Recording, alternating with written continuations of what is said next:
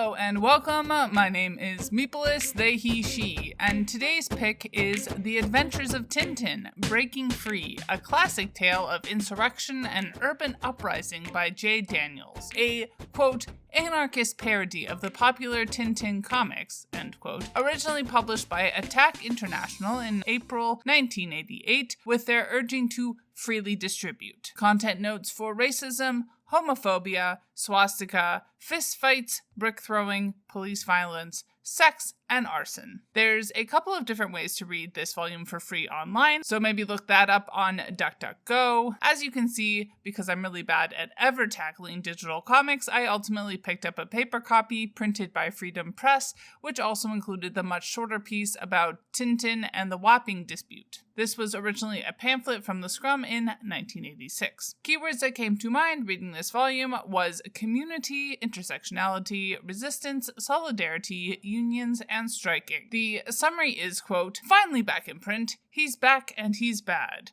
Now Tintin's back with all his pals, Captain Haddock et al., battling it out against the state and bringing the old world to its knees. In a classic full-length graphic story of love, struggle, and freedom. Give to your little niece or nephew for an adventure they can really get stuck into, end quote. The creative team bios are very short today because J. Daniels is, unsurprisingly, a pseudonym. Looking at the writing, I thought it was very readable, fairly action-packed, and nicely paced. I particularly appreciated the way they were unafraid to show people as having flaws and learning. It does actually impress me how natural the arc of the story played out, considering that our main protagonists are basically just being presented with a series of obstacles to mass organizing and learning how to overcome them one by one.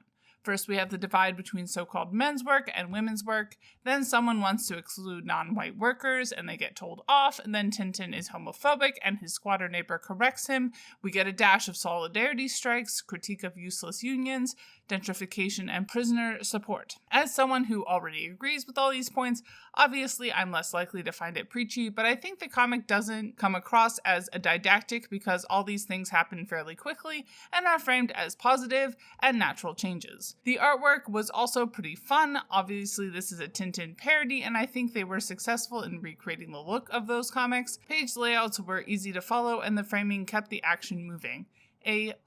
Looking at Wikipedia, it does appear to have stirred up quite the controversy when it was originally printed, but would you expect much less? Honestly. Wrapping things up, we've already talked a bit about the different identities and points of diversity I like to highlight in each of my reviews. I may have missed something, but I feel like disability was perhaps the only identity that got missed, which, while not totally unexpected, is a vital and very important aspect to take into consideration when discussing work-related politics. Finally, I'm going to give this 5 stars. It was just too much fun. Bye y'all, keep reading and stand with striking workers. And Literally Graphic is created on land that should be given back to the traditional landholders, which in this case is, to my knowledge, the Mississaugas of the Credit First Nation, an Anishinaabe people, the Haudenosaunee Confederacy, and the Huron-Wendat Nation.